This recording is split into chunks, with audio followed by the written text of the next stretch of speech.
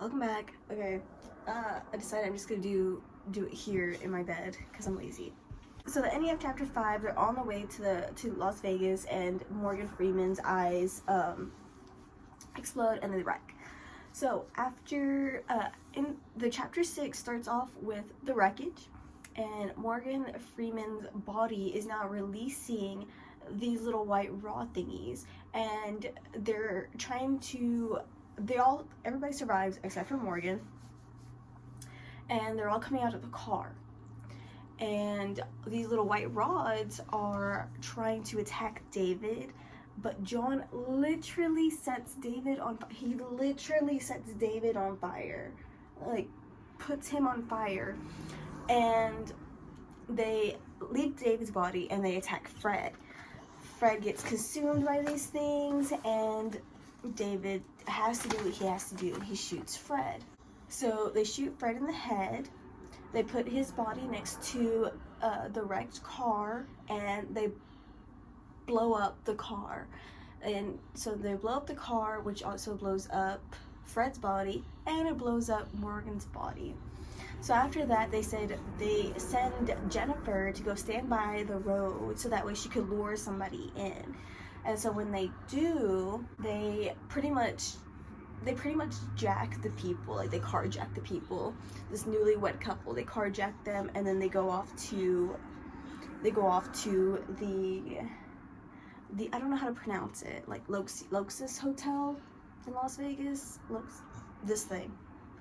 They go there because they need to meet with a man named Dr. Marconi, but I keep calling him Dr. Macaroni, and I feel like Dr. Macaroni would have fit so much better in the book, considering how like wild and crazy the book is. Anyways, when they pull up, they see that the liquor car is like on a curve, and so they know Justin's in there. So they pay this Elton John's little roadie group or whatever. They're there, and they pay him, the little roadie guy, $6,000, so that way they could borrow some of their stuff so they could get in. So as they're in the hotel, they're telling the people like at the front desk, hey, we're here to see Dr. Macaroni, but he's performing a seance. And during the seance, Justin joins in the seance, and he's like, hey, I need to talk to somebody. David shoots him. So David shoots him, and his body starts exploding all these little black coffee beans. So these coffee beans are flying out of Justin's body, and all of these coffee beans are turning into these mutant things that were at the abandoned house. They start turning into these mutant monsters, and they start attacking everybody. They start attacking everybody that's at the seance, at this hotel. And these different body parts of these people that are getting attacked, they're fusing together, and they're like forming like this barrier thing. And Dr. Marconi says, okay, well, I know what to do. I need to bless the statue, and then we need to get them to lick the statue, which they do. He blesses the statue, and I think John is the one that says, go lick the statue, and they all go do that.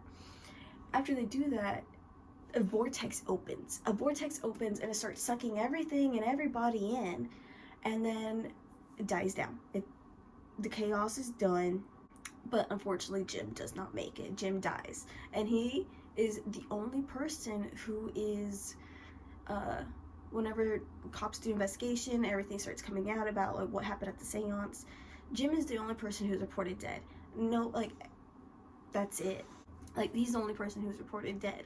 Everybody else who went into this vortex, it's like they just stopped existing at any time or space. They just stopped existing. So when the cops show up, and after the chaos has died down, David just falls asleep. He just falls asleep. And so when he wakes up in an unfamiliar bed, and then Jennifer Lopez, J-Lo, not the famous one, the one that's in the story. Well, I guess you could say she's kind of famous, but whatever. He wakes up, and she's in the bed with him, and then he's so confused about what happened. He calls John, but he calls He calls John and the number is disconnected. So he looks through his phone and he finds another phone number that belongs to John. And so he calls John. And David's like, he calls John and John's like, meet me at Dairy Queen. So they meet at Dairy Queen, which this part was really silly to me. Well, like, silly in a good way. It kind of reminded me of The Hitchhiker's Guide to the Galaxy. Like, after the whole thing ended, they're like, oh, let's go to the restaurant at the end of the universe. So like, kind of what it reminded me of was like, all that happened, let's go to Dairy Queen. So I thought that was really cute. I thought that was like, oh, ha. So they go to Dairy Queen and then they go over to John's house, and John tells David that in 6 months since the whole thing in Vegas, and then David thinks that they're crack dealers, because he's like, how do I have all these like cool things? And he still has his little Hyundai, but he has like this really, really nice house, and so does John. John has like a really, really nice house and all these little PlayStations, and he's like, what happened? And so John tells him that at Vegas, Molly the dog won a game of slots and won $250,000.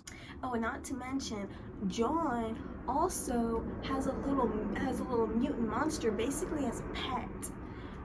And that is chapter 6. So chapter 7 is, I'm just gonna do all these together because I just got done reading chapter 6, 7, and 8. So I just decided to do it all together.